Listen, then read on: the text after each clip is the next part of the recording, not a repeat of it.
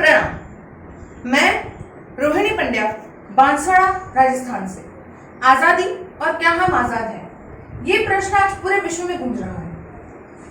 यदि भारत की बात करें तो 1757 से लेकर 1947 तक ये देश अंग्रेजों का गुलाम रहा। ना जाने कितने ही अत्याचार हमने सहे, ना जाने कितने ही संघर्ष किए, और उसके बाद हमें ये पावन आजादी प्राप्त हुई। ना जाने कितनी ही माओं ने इस आजादी की लड़ाई में अपने पुत्रों को खो दिया।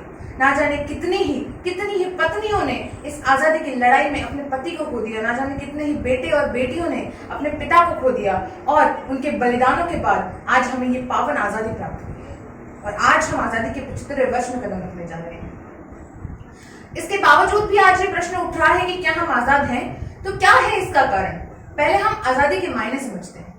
आजादी मुख्य रूप से दो प्रकार की होती है। पहली आजादी तो वो जिसमें केवल मनमर्जियां होती हैं, और दूसरी आजादी वो जिसमें कुछ नियम होते हैं, जिसमें कुछ कानून होते हैं, जिसमें अपना एक संविधान होता है। और वास्तविक आजादी वही होती है जिसमें कुछ नियम है, जिसमें कुछ कानून है।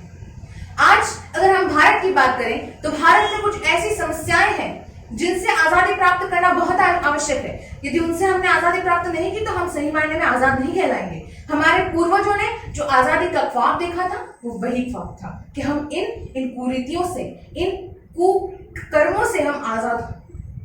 अगर पहले बिंदु की बात करें तो पहला और महत्वपूर्ण बिंदु हमारे देश में हर रोज उठता है, वो है बेरोजगारी, जो इस देश को अंदर ही अंदर खोखला बनाया जा रहा है। बेरोजगारी, और आश्चर्य की बात तो तब होती है जब एक सफाई कर्मी के पद के लिए उच्च शिक्षा प्राप्त नवयुवक आवेदन करते हैं तो मन में बहुत दुख होता है, मन में बहुत टीस होती है कि आज शिक्षा और रोजगार दोनों किस दिशा में जा रहे हैं। दूसरा, अगर महत्वपूर्ण बिंदु की हम बात करें तो दूसरा बिंदु है शिक्षा। शिक्षा आज इस प्रकार घटित हो रही है विद्यालयों में कि वो रोजगार परक नहीं है। आज केवल प्रतिशत के आधार पर हम किसी को बुद्धिमान और किसी को मंद कहने लगते हैं। ये शिक्षा जब तक इस देश से समाप्त नहीं होगी तब तक हम आजाद नहीं हो पाएंगे। तीसरे बिंदु की अगर हम बात करें तो तीसरा बिंदु और महत्वपूर्ण बिंदु हमारे पास है नशा। नशा एक ऐसी व्यवस्था है और एक ऐसा कुरीति है हमारे समाज में जो कि अंदर ही अंदर इस देश को खोखला किए जा रहा है। आज हम बात करें अगर लॉकडाउन की तो देश की अर्थव्यवस्था को सुधारने के लिए शराब की दुकानें खोल दी गई। आप सोच लीजिए, इस देश में देश की अर्थव्यवस्था को सुधारने के लिए किसी घर की अर्थव्यवस्था को बिगाड़ना मंजूर है। ये आजादी का सही मायने में अर्थ हो ही नहीं सकता। हम आजाद हुए ही नहीं अभी तक। और अंतिम बिंदु और जो महत्वपूर्ण बिंदु है शिक्षा, रोजगार, शिक्षा, बेरोजगारी, गरीबी और नशा, ये चार बिंदु और जो अंतिम और जो महत्वपूर्ण बिंदु है वो हमारे देश को अंदर ही अंदर खोखला किए जा रहा है आरक्षण।